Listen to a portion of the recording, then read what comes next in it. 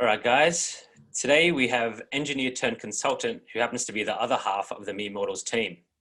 A passionate individual wanting to make a difference in society through the application of technology and strategic vision, he converses, reviews, and discusses topics of interest on their podcast. He is an avid fitness and health advocate, so when not found working tirelessly on Mere Mortals content, you'll find him out and about getting a sweat on. With that, we would like to welcome today Juan Granados. Welcome, Juan. Thank you very much. Thanks for having me, Leslie and Shaun. It's a pleasure to be speaking to you guys today. Yeah, thanks for joining us, mate. We've now got the other half of the Mere Mortals, and Shaun's given us a little bit of a taste about who you are. But, what we like to do at the start of every podcast with every guest is, just invite you to, share with the audience a little bit about yourself, your origin story, and what has made you the man you are today, mate. So, the floor's all yours.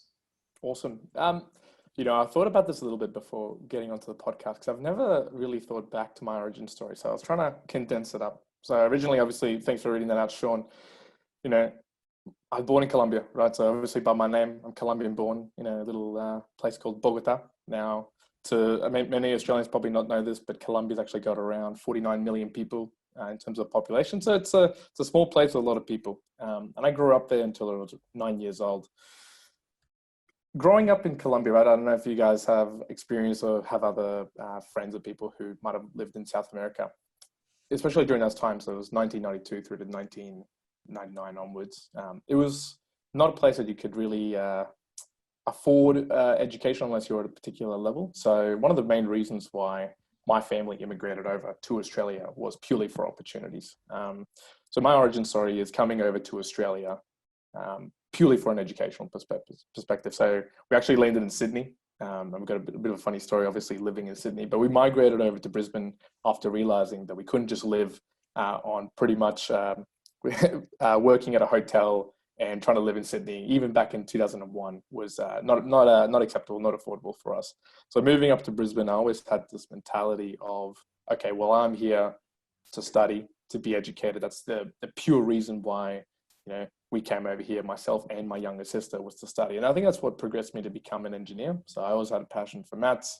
I always had a bit of a passion for fitness. And as I started learning English and, conversing with people, I found, okay, well, that seems to me like to be like an engineer seems to be someone who is successful.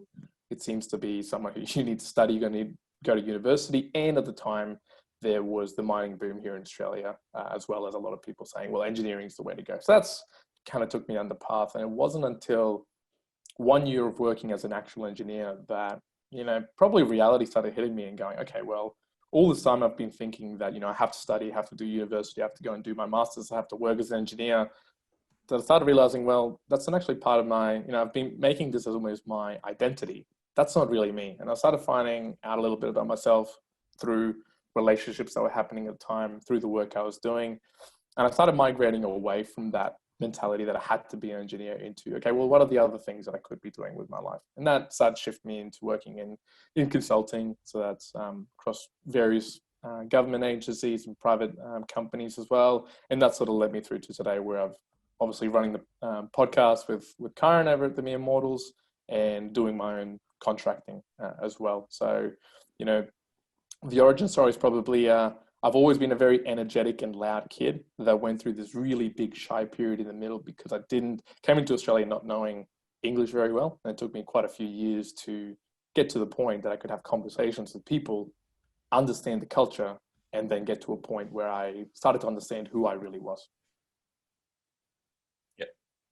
And what was that like for you? Do you remember in those early years and, coming to Australia where, we're not multilingual, other parts of the world, places in South America, Asia, things like that, people would tend to, be able to speak a lot of languages. They can converse with each other, get on with each other. What was that like? Do you remember when you were a kid? Because, Les and I were both born here.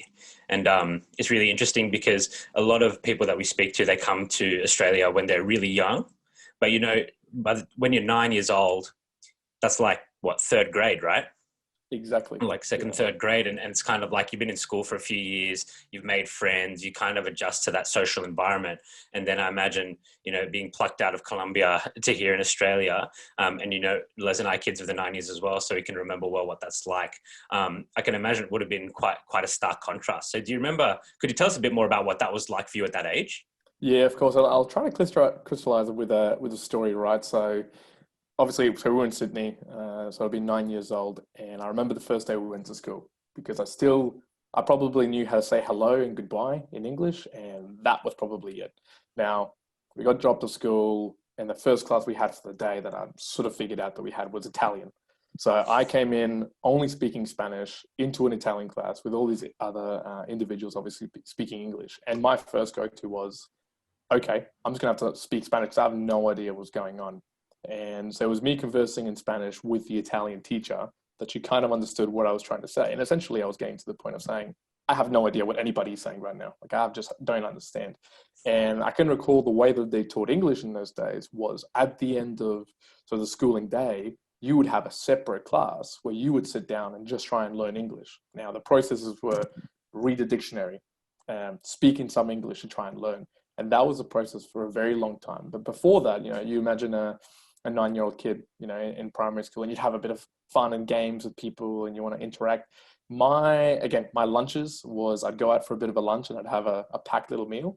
And I would remember sitting down on a bench, not being able to speak to anybody, eating food, seeing people play cricket, which at the time I had no idea what this was. I just thought, why are people smacking, a ball with this bat? Like, where's a soccer ball? For me, it was soccer. Where's the football? But yeah, so it was a big period of just having absolutely no idea of how to have that conversation. And I can clearly say that in that year and a half that we were in Sydney, while I was progressing in the English, I had no real social communication. I had no friends that I could say that I could have communications with or talk to. It was purely that family unit that I could have those conversations with. It wasn't until moving over into Brisbane that year and a half later, where I started making a few friends with the little English that I knew. And I think that helped accelerate then, sort of become a little bit more normal, more acquainted with the Australian life. Yeah, it's interesting. Like, I mean, I think, I don't know if you would have experienced any sort of, racial abuse or anything like that back in those days as well. Like, I can only imagine the added layer of potential there, being someone who didn't speak the English language.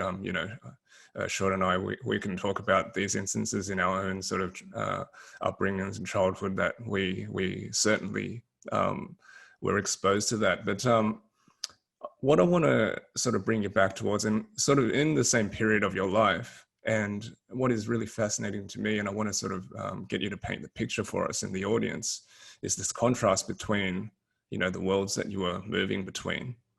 Like you said, Colombia in the 90s, a very sort of volatile place to be from a political standpoint, and all these sorts of things. We've seen this in the national news and all these sorts of things with the corruption and all sorts of things that happened there. And coming to Australia, which I guess was a little bit different in that regard.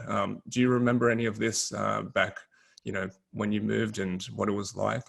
Yeah, look, I'll try and paint a picture in the way the differences that I saw when I came over as well, and the things that I can remember. So one thing when we lived, and this is across everywhere that we lived in Colombia, was you would have barred windows, right? Metal barred windows everywhere you lived. That was just common.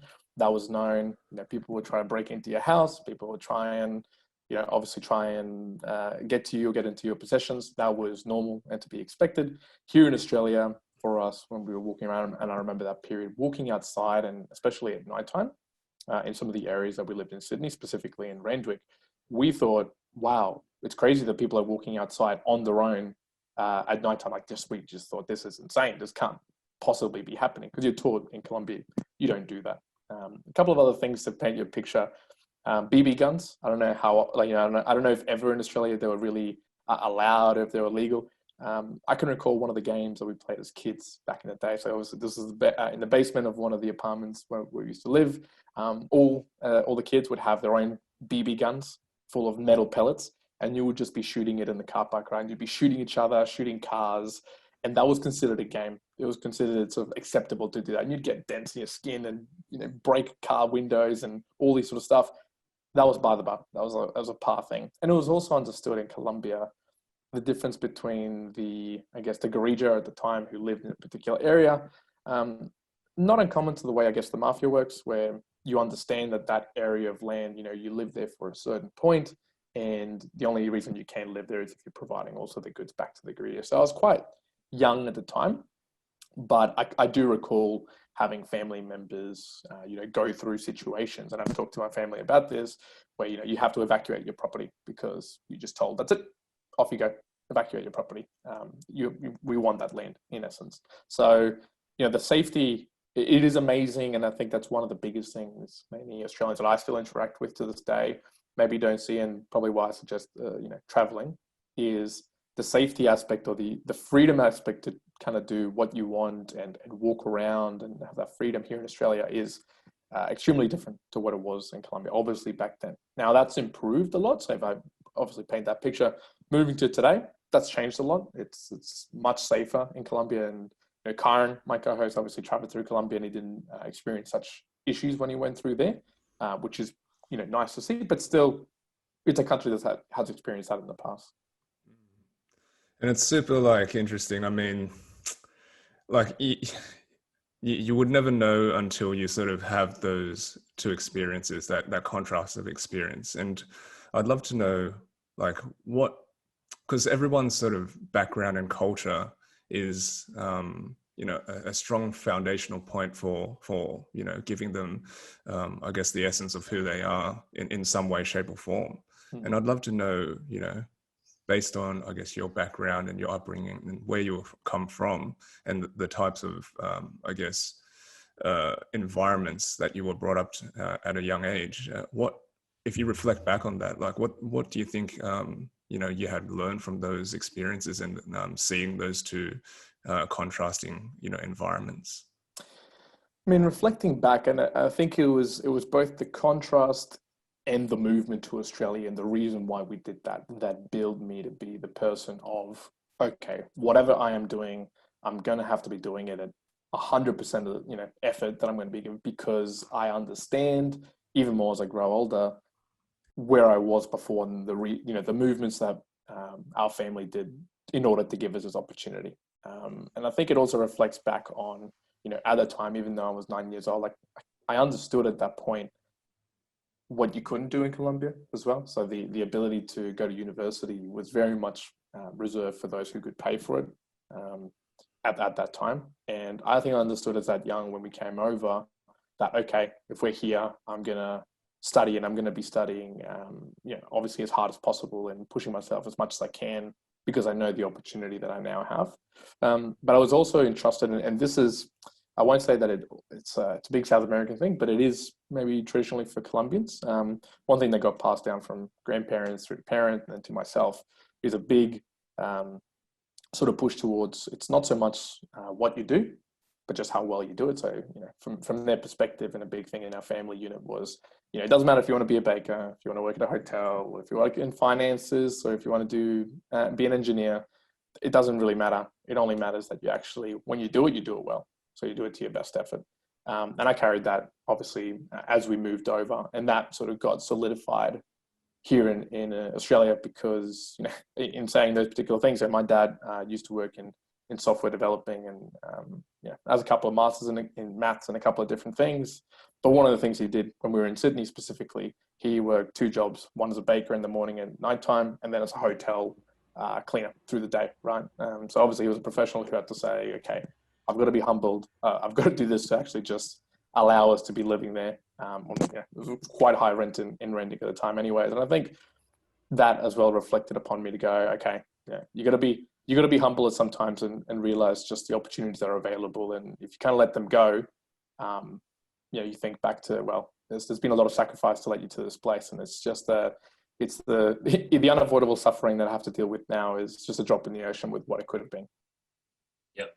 Cool. And that all makes a lot of sense, I think, especially for people that, have either been in that situation, experienced it, or have family and friends that have, I think a lot of us have seen this situation play out. And it's one where, people have made sacrifices for you, and you know that, right? Like it's very apparent to you, and you've got the opportunities in front of you, and you want to do your best, you know, to make the people around you proud, and also to do the best for yourself. And you know, it's what you said about your family and that being passed down to you, that whatever you do it at your best.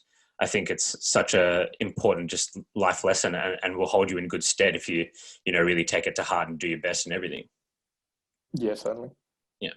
So of the opportunities that were afforded to you, right, what made you go towards engineering of all of those? Because, you know, I guess a lot of us think about professions and things as the path to success. We'll go to uni, we'll get a degree, we'll get a good job, you know.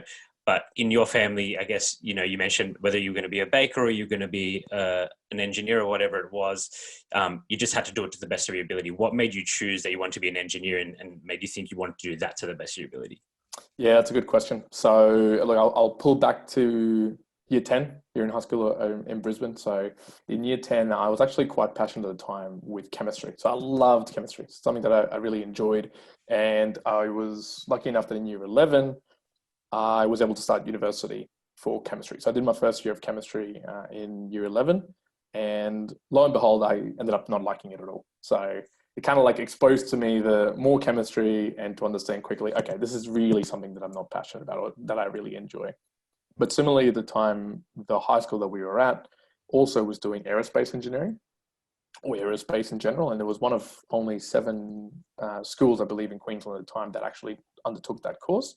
And through that, you know, I got exposed to, you know, some of the things he did was planning flights almost in a real-time simulator. You get to fly helicopters. And that, I was passionate, not passionate, but I really enjoyed that. And that afforded me early entry into university. So usually, you know, you'd have your OP or your whatever score to actually get to university. I was able to have sort of secured entry into university through that program. And that was to go to aerospace engineering, or engineering in general, as it began.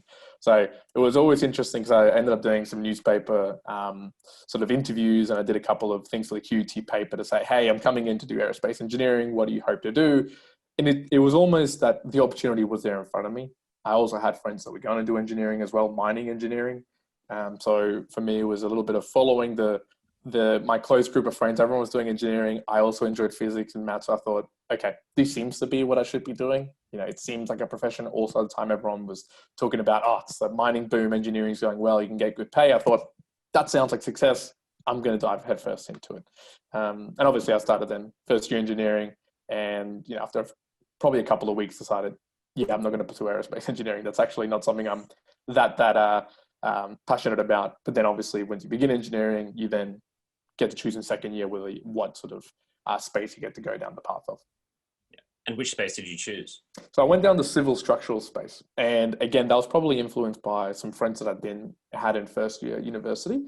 And there's a bit of a trend here you'll see is I ended up I get the pack of, if I had friends, if I had people going to certain places, it was more to me that rather than me take the individual choice in the matter and really think about it, I almost followed the pack. And I think the reason why is, you know, looking back in my origins, is I came over with the family. And at that point, I felt like, okay, well, you know, they're my close bond, they're my close tribe.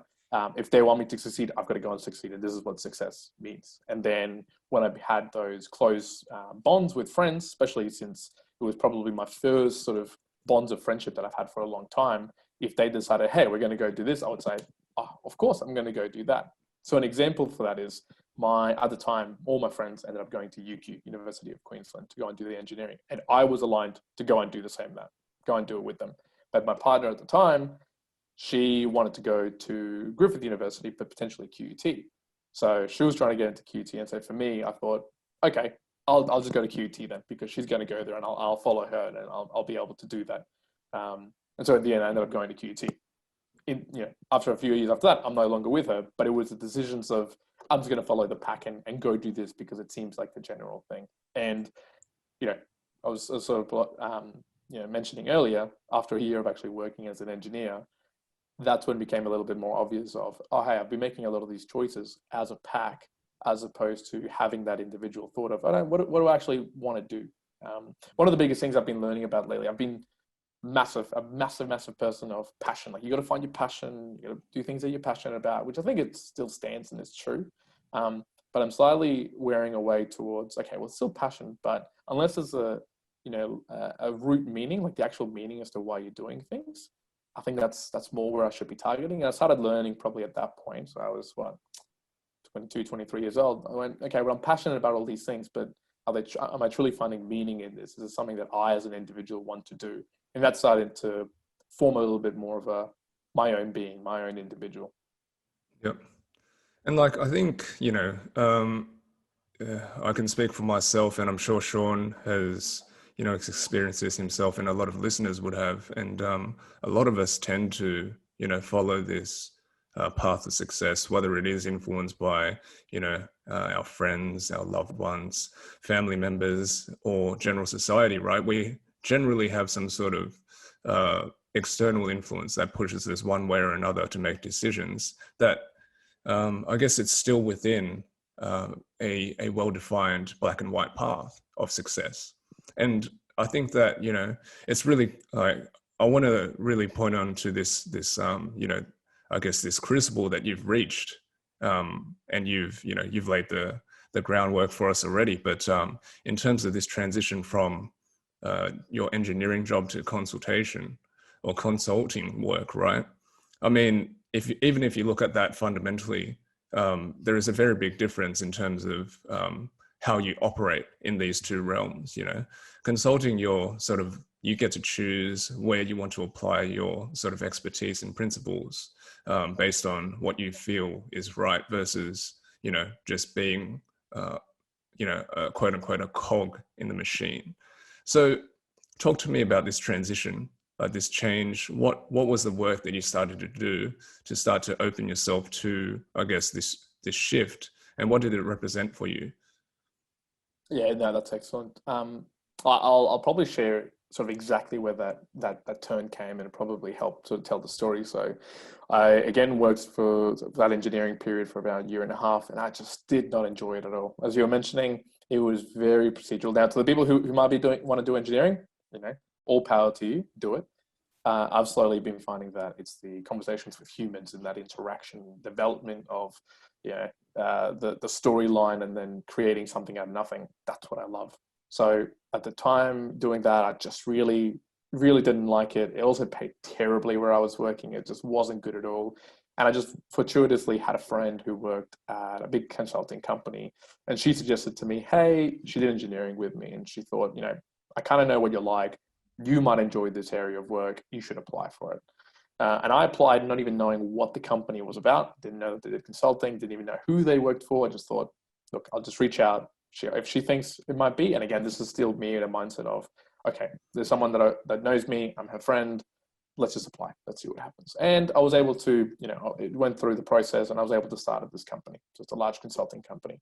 And as I began to experience working in different clients and with different people, I started to see more and more that it was that passion of, wow, interacting with other humans, not at the point of just the information that we're talking about. Like, it's not just the knowledge, if you will, that we're trying to pull out and create a product. It was, learning from these three individuals, I'm actually getting some wisdom to be able to apply it further to another area. It's the ability that I can go and have a conversation with, say, you, Leslie, and understand, okay, well, this is where you are. Let's find the root problem. Let's break it down and let's build it towards something. So it's almost that strategic vision as well that I started really enjoying. And that's really where the passion and I guess the meaning came to me, where I went, wow, I really enjoy having these conversations and breaking things down, finding out the real root issues, describing it correctly, building something, connecting with people, as opposed to being, that cog in the machine of, okay, well, let's just look at a structural, let's look at an apartment block of 11 towers and actually just lay down the steel rebar and then do that over and over again until it's, it's the most efficient possible. It's each to their own, but to me, I've started finding, that to me, that human interaction that probably I've missed for so long is what I really crave now. And it just powers me on to have conversations and enjoy work. And obviously to that day, continued working there, and then just proceeded to work in consulting and contracting, where I've been able to do that now for 5 or 6 years. And I do not regret once turning around to that. So I look back and think, well, gee, I did the master's in engineering. I did engineering for so many years. Do I miss or think, oh, I should have continued that? I don't. I never regret it once from moving on. And I think it was just it helped build the building blocks of problem solving and understanding how to break down problems and how to go away with them. So understanding things of their principal nature and doing something with it as opposed to just a specific thing. But apart from that, yeah, totally enjoyed that transition process. Awesome. And yeah, I like that you mentioned that as well, that you took from that whole experience. I think a lot of people could look at that situation and think, if they were in your shoes, they'd be like, oh, I spent all this time doing engineering and then I realized that I wanted to do this. I just wanted the collaboration and I wanted to work with people, and then all that time that's gone. But you've just mentioned what you took from it, which is really powerful. Like being able to, that whole process breakdown and being able to see things from a methodical point of view, I can imagine really helps you with what you're doing now, right?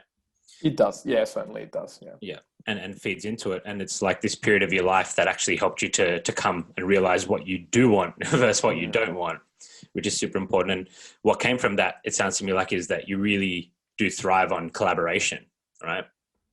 Oh, 100%. Yeah. It's it definitely, and when you have people that can be charged by taking a bit of time away, and you can have the individuals that are charged when you're connecting and interacting. One of the biggest things obviously through COVID is that I had to work with my teams and with a lot of people and not see too many, working from home, and that has its benefits. But the biggest negative and drawback for me is just the enjoyment of being with people and having conversations. And, some people, I know Karen, right? Karen hates meetings. My other co-host for Me Immortals hates meetings, hates interactions. In a day-to-day basis, I probably have 20, 30 meetings, right? And multiple. So I just love having these conversations about different things and just jumping in, getting a conversation, realizing something, breaking it down, going to the next one. So, yeah, it's really cool, man. And I guess that sort of leads me to ask about how you and Karen came to meet, and, because that's a collaboration right there. So, podcasts are one of those things where you could easily do it solo, but you've chosen to collaborate on it. And I'm interested to know how that came about. Yeah, certainly. So, the short of the story is me and Karen obviously went to high school together. So we've known each other since I'd say year 9 is probably when we really knew each other. So 15, 16 odd years now that we've known each other well. We obviously went through high school together. We both wanted to become engineers. We had this drive, I guess, in a competitive nature with sports and also with knowledge. So he was ducked to the school, and I was probably, third or fourth in sort of the school or high school. We kept in touch with each other for a little while, but probably lost ourselves once he moved away into the mining, and I started doing my own thing in engineering here in Brisbane. Then we kind of started connecting back once he started traveling a little bit. So we touched base, but it was really through that process of him being away while he travels, and a little bit beforehand that we obviously had these discussions on WhatsApp. Started to send 10-minute audios, 20-minute audios. All of a sudden there was Skype sessions weekly, really informing each other of the goals, the things that were happening, the experiences. That when he came back, I'm much more of a default assertive person, and Karen's very very thoughtful with things. But when he came back, I just thought, we have to start a podcast. And the nature of it was, I've been listening to podcasts before then for about 4 or 5 years, and I really enjoyed what I was getting out of it. And I thought, look, our conversations over WhatsApp, they're good. They help me, crystallize what I'm talking about and formalize my goals and help share and keep me in line with, this is what I'm going to do. And I just thought it was that next evolution of, hey, let's do a podcast. Let's have these conversations that we're already having a little bit more of a consistent basis, at the very least, just to be able to share with another person some of this knowledge, some of this wisdom, and help triangulate to the truth as well. Because that's one thing that I found really hard when you're trying to learn something, and when you're trying to understand probably a concept, you can often be led down the path of what you already have a belief in your mind. So if I want to learn about X, if I already have pre-thoughts or preconditions on, this is what it's about, I'm probably going to research that as well. So I also wanted it to be a case of, I want to test my own theories. I want to test my own understanding with someone like Karen, who I respect, first of all, but we also have some things that we don't see eye to eye, which is amazing because I can have that sort of conversation and disagreement with him in a healthy way. So, and it came out as, we continue to do it really for the benefit of ourselves. So talking topics, monthly goals, doing our book reviews, that it's valuable to us. That's first and foremost. secondary, I've started to see that the benefit of that is my family members actually starting to know me more on a personal basis, not just here in Australia, but over in Colombia as well, which is amazing because I don't really have that much opportunities to connect with them. So being able to do that has been amazing. And then it's been the external, the other individuals who've been coming along for the journey, connecting with us, listening in, and just appreciating we might be able to help out one or two individuals who are either, from the bare bones of, I was looking for a particular book review on this particular topic, and that really helped me out, to all the way of, talking about some weaknesses or some faults that people think that is unique to them, but actually it's just we're all mere mortals, right? And we all have these sort of similar unique traits that we think that are negative about us, but just exist across all of us.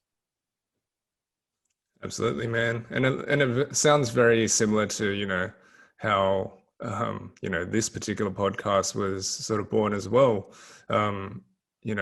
This premise of hustle and flow.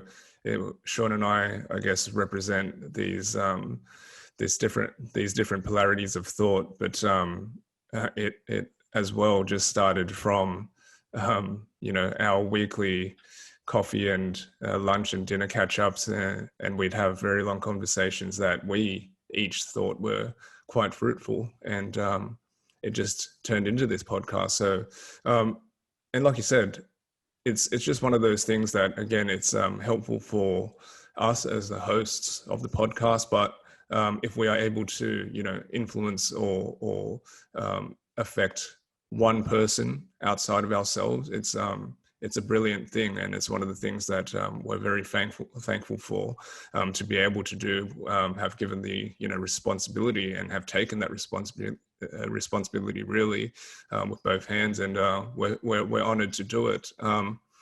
What I want to ask you about now, I guess you talked about this transition out of engineering into consulting, and it felt very, it was easy for you to retell that story, right?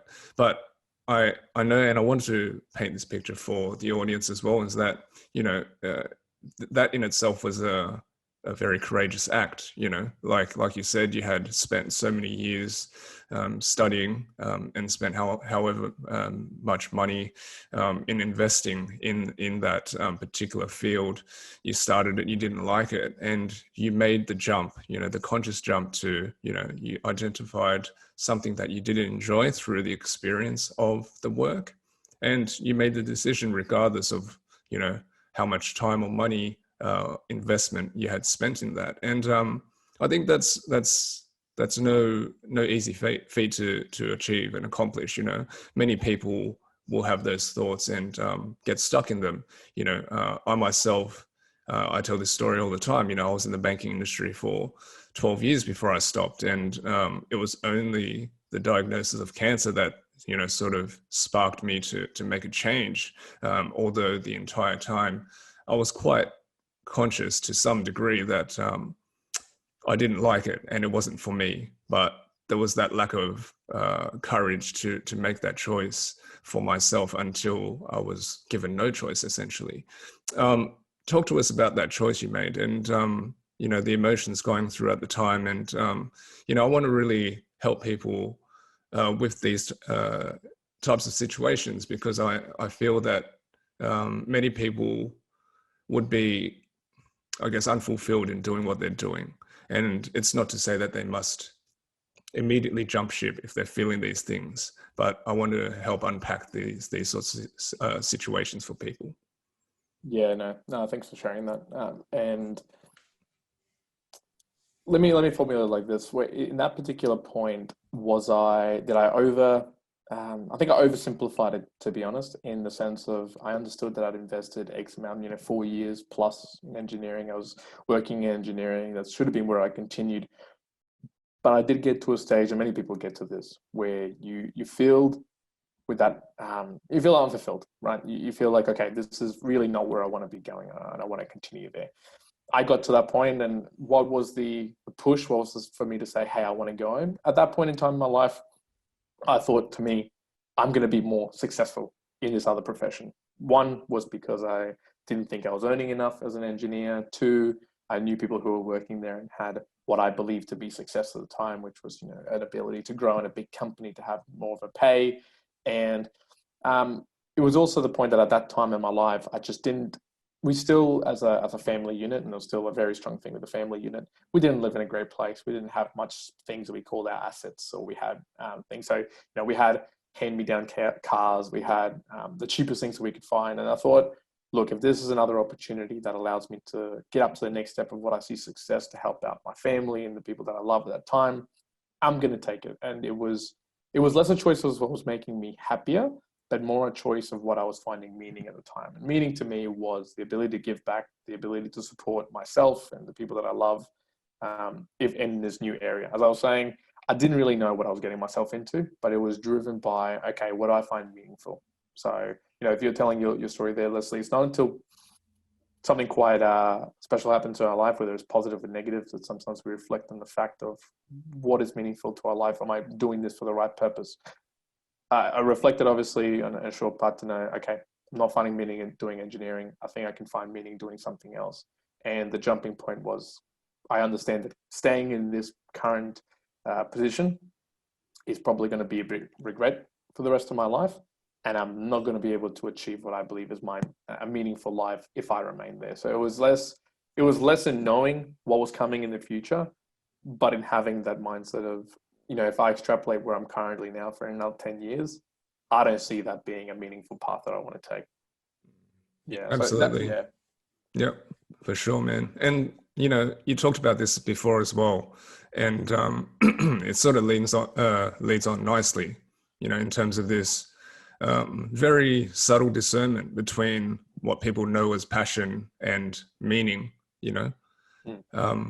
Tell us more about that. What is your sort of feeling about that?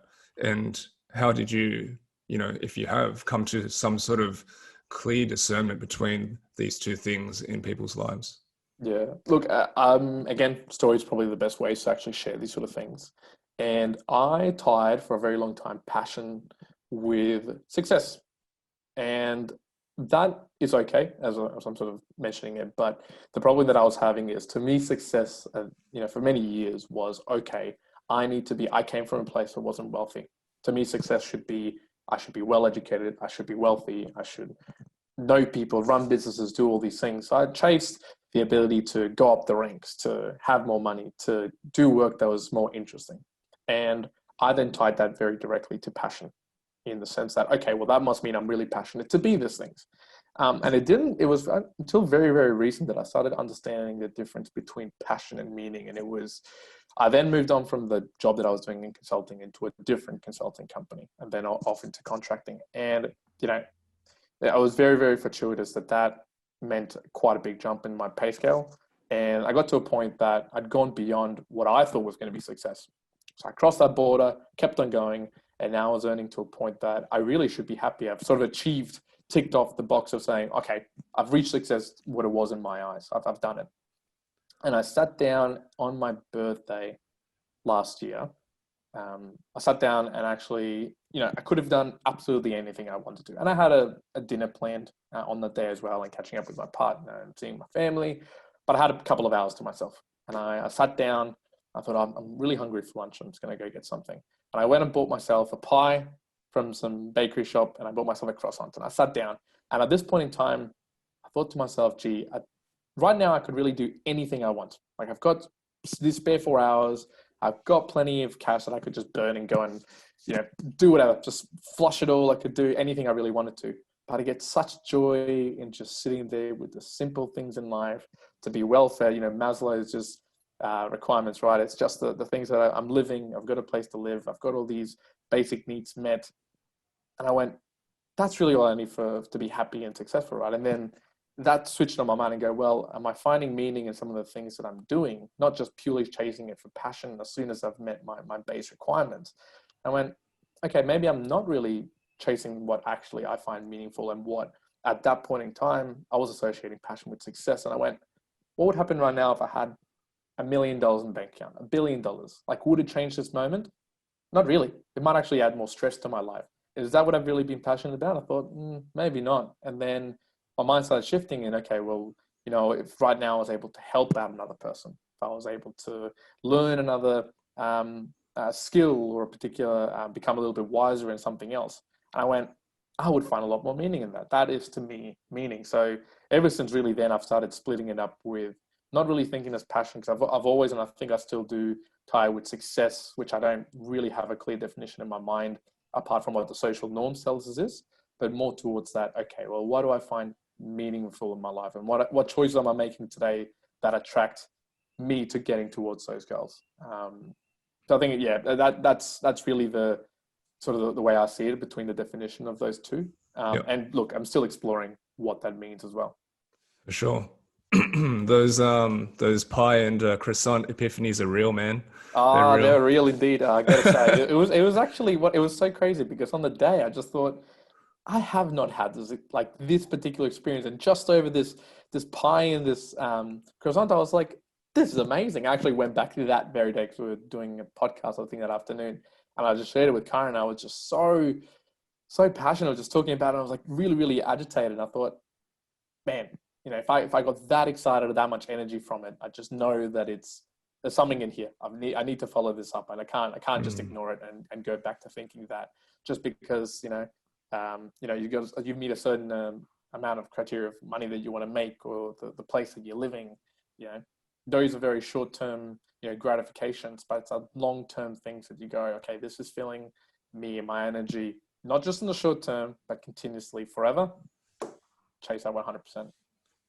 For sure, man. Couldn't agree with you more. I mean, I've walked those in your shoes as well. I used to make 6-figure salary and own a property and all the things I wanted. That economically that I could want. And I too was in a situation where I truly felt that I had more money to do with than I could than I could use. And I could splash it on whatever the hell I wanted. But I didn't feel content in my life. There was this emptiness. And now I sort of, right now where I am, I earn nowhere close to, what I used to earn working in corporate. But, I'm infinitely more happy and content with the life that I'm leading.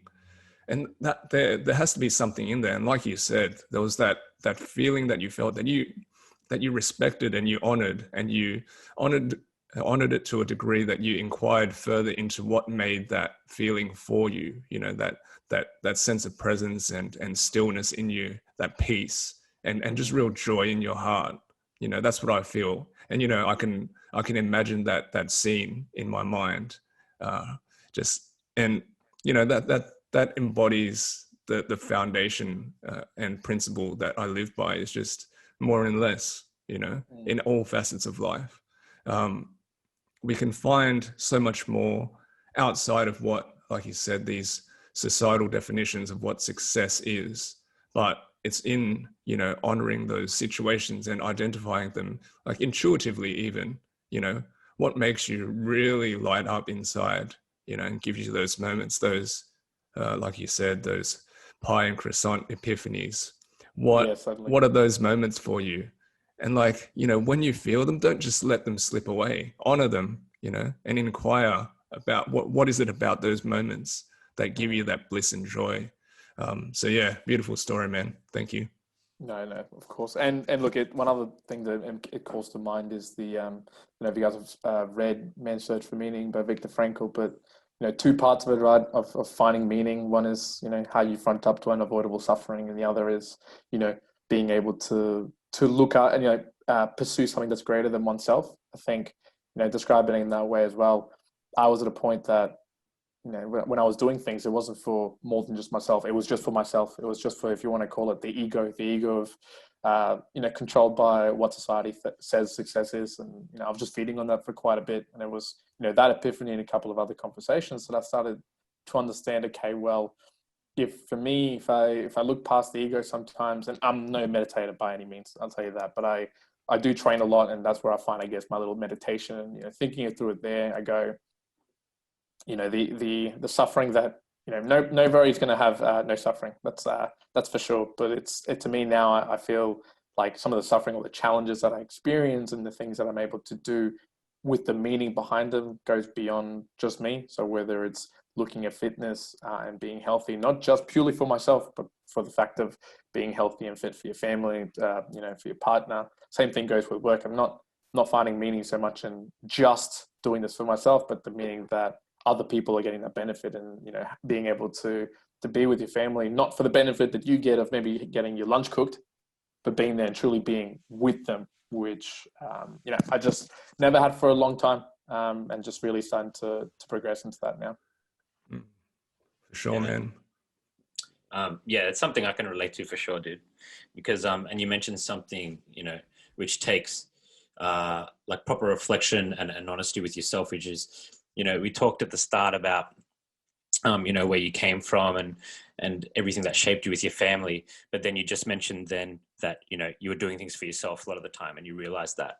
And now there's a shift for you. And I think I just want to pull that out from what you mentioned, because I think a lot of times we tell ourselves we're doing things for other people when we're actually doing them for ourselves. Right? Because it gives us this feeling of, and we just mask it, right? It's like really what we want to do, but we're like, all right, cool. I'm doing this for this person. I'm doing this because I want a better life for my family, but it's because of how it makes you feel about yourself by doing that thing. Right. But then once you can acknowledge that, be honest with yourself about it, you get to those pie and cross on moments, right? Like, of course. Yeah, that's when you have them. And that's why I bring it up, because that's when you have them. Because when you're constantly masking shit by being like, I'm doing this for this person, I'm doing this so I can get to this place, but really it's just so that you want to feel a certain way about yourself. Like, you're not going to get there. You're not going to have those feelings, right? Whereas when you actually stop and be like, well, what do I really want? And that's okay. I can have that. And what do I need to do that in a way where I'm not kind of masking it? You know what I mean? No, I definitely know what you mean. And look, I'm going to put it right out there. And I think that's why we call ourselves Media Models too in our podcast, is this doesn't happen all the time. We're not perfect all the time with it. Of course, we all run through the challenges. But one thing that always, again, clears back to me is in my current profession. One of the main reasons I have the current gig that I've got was purely through the fact that I through my networking in the previous jobs that I was doing, was just being curious, like truly curious, and having conversations with them, not for the benefit of myself, but at the time in the work that we were doing, it's being curious and being able to serve them in a better way at the work that we were doing. It seems silly to some people. They see it in a way of, if you're doing more than you should be doing sometimes, like you're brown nosing, or, oh, you don't have to do that. The contract says we only have to be doing this. And it's kind of stepping back to that mentality, whether it's work, whether it's fitness, whether it's whatever aspect in your life, and just, being curious. And when you're curious, you end up being, I guess, in essence, a little bit more passionate about it, when you really care about doing it for the right purpose. And, through that purpose, they reach back around and say, oh, we had a good connection. And there's a reason that they wanted me to come back and obviously work with them, because I wasn't just focused on just ticking the box and doing the work. And much more, finding the meaning that if I'm doing this for a broader population, I'm doing it, currently for the Australian public, it's more seeing it at that broader picture and, extrapolating from, it's not just a product, it's not just development, there's bigger meaning behind things. And it's just understanding and knowing the meaning that you have, the meaning that other people find, and being curious about that. It just puts you in such good stead. And like, it's not, like you said, it's not, it is not an easy thing by any means, it really takes a strong sense of humility, and especially in modern days, it's become more and more difficult to represent that on a consistent basis. And like, one of the things that I like to say with like that, and if you can truly, I guess, live by principles like this, like, if you live, with the thought to plant trees from whose fruit you don't plan to eat, then that is your true humility to life. And that is like, really looking beyond yourself, being able to take that step back. And like you mentioned before, that view of we are simply a drop in the greater ocean of humanity, of the world, of the universe, right? And, not to sound too I guess, esoteric about it, but this is simply fact. If you are able to like pull yourself back and look at the size of, Earth in comparison to the greater universe, we are realistically, our problems that we feel are problematic are really so small and minuscule, when we give ourselves that space to really reflect upon that. And like, I love the way that you said in terms of like this, an unavoidable suffering of life, right? I think that, a lot of people will find that like, quite dark, maybe even nihilistic. Some of these things, like they might shy away from that type of view. But if you are able to acknowledge this, then you are able to choose. And I posted about this recently, right? You are able to choose the struggle, right, that you want to partake in. There is good struggle and there is bad struggle, right? But the point is, we want to be able to put ourselves in a position to choose which struggle we want to struggle with in order to move us through. And like, I think that your passion for working out and fitness is a great, I guess, tangible representation of that. Many people can relate to it. Many people love to exercise, and everyone knows that you put yourself through some physical stress and struggle. But why do we do it? Why do we actually do it? Because there is growth on the other end, and this is reflective in all aspects of life, not just the ones that we can see through the growth of our muscles or weight loss or anything like this, right? Yeah, certainly. Yeah, look, and couldn't agree more with the physical fitness, right? I've been doing it for many, many years, and it's a shame that it's taken so long for me to transition a lot of the learnings that I get from there, the passion for failing and for failing to be good at the gym, right? And the fitness sense, that it took me so long to translate that to everyday life and understand, failure is never a bad thing. It just depends on what you do to it, right? It's always about what you do to it. There's like all the famous stuff about, if you get knocked down 7 times, you get up 8. And I learned a lot of that from training, and always had a massive passion and the ability for failure there. And I find incredible meaning in being fit, not just because I used to be a quite little fat kid. I think when I was like 10, 11 or 12 years old, right? Until I started swimming, and then swimming became a passion, and doing all these sports. And then obviously getting into gym and lifting, and did a competition back in 2014 and all these things. And, it just became a mainstay. And it's, for me, it's an absolute almost of my day-to-day life. It's not something that I go past. And it's, after all these years, it's not like, oh, I've got to go train. Although that does happen every now and again. It's like, oh, excellent. I get to train. I get to wake up early, go and have the session, set myself up for a great day. Mm. And Shaun and I, we have both, as young men in the modern world, most of us would have gone through that phase of wanting to go to the gym for, I wouldn't say the wrong reasons, but perhaps for aesthetic reasons. And we did this for over a decade, and my practice has evolved quite a lot to this day. And I'd love to hear your thoughts on that, in terms of how not only what you've learned from it, but how your practice has evolved based on perhaps based on how you've been able to connect more with your body, and listening to your body, and seeing how that has influenced your practice today. Yeah, okay. So, I mean, again, a short story of it all is, when I first began training, it was with a group of islanders that I knew. And again, it was this group wanted to go to train. I'm going to go and train with them. And that's kind of got started in me in the journey of, let's do a little bit of training and lifting. And that traveled into, okay, well, I've got to be bigger. I used to be really small, right? I used to be sub 60 kilos, and I'm fairly short, but sub 60 kilos is very, very small. And for me, the big goal was, okay, well, I want to be bigger. That seems to be the alpha thing to do, to be bigger and have muscles. Cool, let's do that. And I started doing that for a long time, which I won't say it's the bad reason. So for whatever reason, if it gets you doing you're physically active, okay, that's understandable. I get that. It's good to transition to something that's the right reasons for doing it. But, if it has to be a negative thing that promotes you to do that, like a breakup or something else, okay, get onto it and see if you can transition that mentality to understand a greater meaning behind that.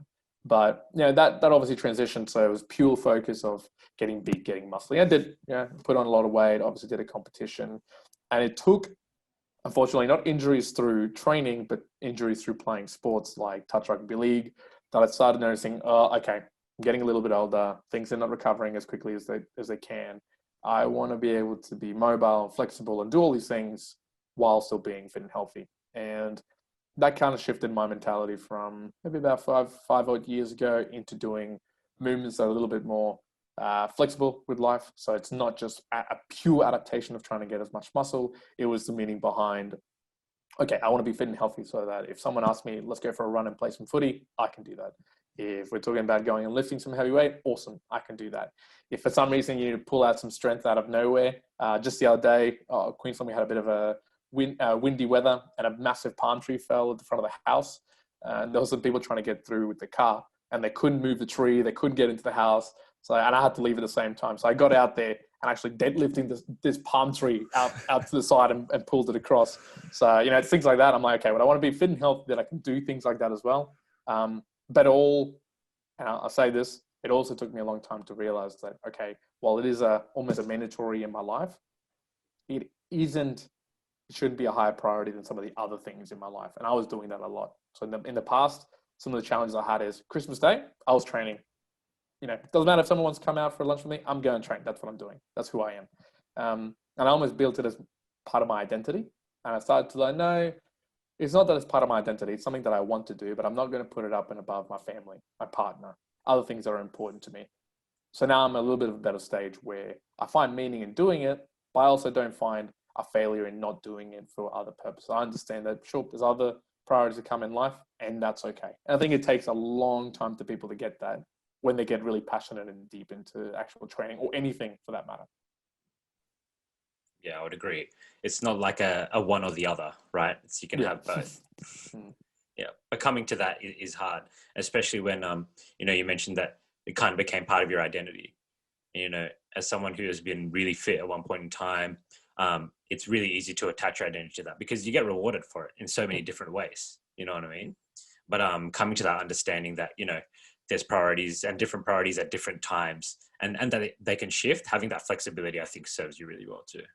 Yeah, certainly. Look, pre-COVID and maybe a few years ago, I weighed, now about 92 kilos. I had a certain size to me. And I remember the first time I really injured my leg and I thought, oh man, my leg's going to shrink. How am I going to train? And I tried all these ways. Okay, well, I'll do leg press, and then started being really niggly. All right, I'll just do lighter weight dumbbells. Okay, no, I can't do that. And it really stressed me out because I was making it part of my identity. And when you do that with things such as training or other things, it should be really part of your identity. It can really hurt you. It can really stress you out. And it took me a long time to find the meaning behind that. Now I find a lot of meaning behind training, but I'm okay with being smaller. If I can't train for whatever reason, for taking holiday, for whatever it may be, because I understand there's balance to life, and there's extremes that you have to add to. Now, don't get me wrong. If you want to be the top of whatever it may be, Olympic lifting, running, swimming, there's some extremities that you're going to have to hit, right? And that's obviously if you find that extreme meaning. I'm not suggesting don't do it. It's the choices that you make in life. But I understood then at one point that, sure, I really love it, but there's a choice that I'm not doing this professionally. I'm doing it because I enjoy it and it's a passion and I find meaning in it, and that's great. But there's other things that are more important in life. And I've got to realize that and not be overly stressed in the fact that you might get smaller, you might be weaker. That's okay. Yeah, for sure. And it also speaks to other parts of what those activities are providing for your identity, right? I guess if you're someone who does go to train on Christmas Day instead of having lunch with someone, it's kind of, to me, I would think about it as like, I'm a dedicated individual. Like that's who I am, right? I do what I say I'm going to do no matter what the circumstance. But there's other ways we can apply that. And you clearly know that now, right? Yeah. And we all come to that in our own way. But I think it's really, it's cool that you highlighted that you've had that shift and what it actually yields for you. Yeah, certainly. Yeah, it's the same way I see being disciplined with morning routines and being awake. For many years now, my usual wake up time is about 4:30 in the morning, and that doesn't really deviate apart from a couple of days here and there. But when it does deviate, I used to, again, kind of stress myself out and go, man, I've slept in I didn't go and train this morning. Now I'm going to have to do it. All of a sudden, my day just seemed like it was in chaos because I wasn't getting up at the time. And again, it took me a little while to realize that's okay. That can actually happen sometimes. But listening to your body, realizing that you got other things happening, it's okay. As long as you're not making it, creating a new habit that's going to be worse off. To me, it's understanding, discipline doesn't mean 100% of the time if there's other more important things, and it's being okay with that. And it's a beautiful balance between, I guess, and identification. You've sort of highlighted here between identity and, I guess, meaning, right? And it can be hard to discern. And I think that the key here really is when you have a level of awareness to it, then to be able to discern between what it is that you're doing certain things for. I can resonate with your story so clearly because, before I was diagnosed with cancer, I was the biggest that I had ever been. I was known as the quote unquote big Asian, you know what I mean? And, that was my identity for a very long time. But then going through 7 to 8 months of cancer treatment, I lost like 17 kilos. And it took me a very, very long time to come to terms with who I was and how I looked. Many, many years, I'm very happy with how I look right now. But, it wasn't the case for, I would say 3, 4, maybe 5 years post coming out of cancer treatment. I had attached my identity so, deeply. It was so deeply ingrained that I had to look this way that I was somewhat ashamed, of what had happened to me. But like now reflecting back, I do realize that naturally I was just not supposed to hold that much weight. I did some silly things with diet to maintain that level of mass. I was drinking 4 liters of milk a day for a very long time just to maintain this level of mass. But it was obviously making me sick as well. But yeah, I think it's such an important thing. I mean, we can easily attach ourselves to certain aspects of our lives and I guess label it as our identity, whether that's our job or the things we do, how we look, all these sorts of things. But we have to give ourselves space to really, remember the meaning behind the things that we're doing and why we're doing it. That's why I asked you about, the evolution of your practice. My practice has changed so much. I don't, lift nearly as heavy as I used to. It's all about flexibility and mobility for me now. Just being strong in the frame that I've been given. So it's such an important discernment. No, definitely. And look, and it's interesting, going through our mind, because we can broaden this out. And the funny thing is every human on earth, it might not be fitness, it might be other things, but we've all got a 1,000,000-year-old brain, right? And whether you like it or not, we all go through these sort of challenges in our mind where we attach ourselves to something else who we think we are. We go through that evolution of actually realizing we're not, and you go through that next stage. And it's I hope that everyone goes through that as quickly as possible, through that evolution, to understand, even if and I think you've talked about this previously, you can know the knowledge. I can tell you, someone could have told me back in the day that, look, I know you want to be big, but actually in the future, you're going to be wanting to be a little bit smaller, a little bit more flexible, a little bit fitter, all these things. It took the wisdom for me to do it and actually realize the issue to then action on it and go, I see what you mean. And it's until you take that action or that failure that it takes you to really realize it's cemented through your neurons to go, okay, that clicks. I understand this now. And just quickly realizing that it's not unique to you. The story that I'm telling, that you're telling, Leslie, might not be the exact same thing for everyone else listening. But you've got another thing that's exactly like this. You've identified yourself as being something, whether that is a smart person, the dumb person, the person who has no money, the person that came from here. Everybody has that connection to an identity when you're born. I guess not when you're born, but as you sort of nurture through, that's a societal norm. And it's a hope that as you go through life, you can get to a point to understand that okay, that exists, and you can go beyond that and understand that that doesn't make you, that's not who you are as a human. I don't see Leslie as the person who's interviewing me and Shaun as someone who owns supplements company and does other things, right? There's a depth beyond every human that goes well beyond that only, others can see it obviously at the face value, but it's you who understands the ghost, the real depths of it. And the deeper you can get and the more meaning you can find, then the further you can actually move beyond that, your amygdala responses and the response of what you are as a normal old human, and understand truly who you are as a concept. Like, who am I actually as Juan Granados, and what do I want? What do I actually find meaning in? What do I find passion in? Who do I want to be? And it's really until that point that, that inflection point that you go, okay, I understand I'm a mere mortal, but I understand that I'm one, and I want to do these sort of things. I think that's a beautiful lesson to leave people on, man. I really do. I think, you just encapsulated that so beautifully about working out, who you want to be and choosing our own identity. I think it's so important, because I think a lot of times, we kind of fall into our identity, right? Instead of actually actively choosing it, and you really are, like, you've chosen. I think that's a beautiful thing. So, Juan, thanks a lot for joining us today, bro. I really appreciate you coming here, and I know Les does too. And I'm sure it won't be the last of our chats.